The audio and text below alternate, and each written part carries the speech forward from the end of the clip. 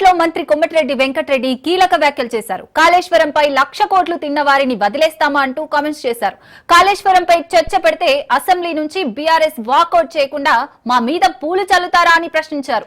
కాళేశ్వరం పూర్తి నివేదిక కంప్లీట్ గా చర్చ ఉంటుందని, రేపటి అజెండా కూడా అదే ఉంటుందంటున్నారు. కేసీఆర్ అసెంబ్లీకి రాకపోతే తప్పు చేసినట్లేనన్న కోమటిరెడ్డి తప్పు చేస్తే తప్పు చేశానని ఒప్పుకోవాలన్నారు.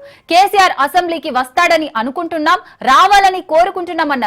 కమిషన్ నివేదిక తప్పు అని భావిస్తే కేసీఆర్ అసెంబ్లీకి వచ్చి చెప్పాలన్నారు మంత్రి కోమటిరెడ్డి.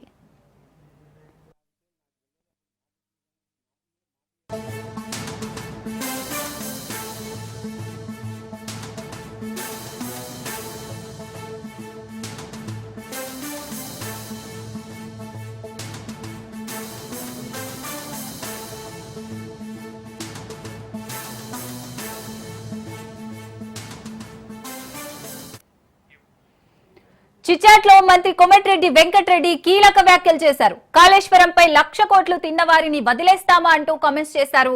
కాళేశ్వరంపై చర్చ పెడితే అసెంబ్లీ నుంచి బీఆర్ఎస్ వాకౌట్ చేయకుండా మా మీద పూలు చల్లుతారా అని ప్రశ్నించారు.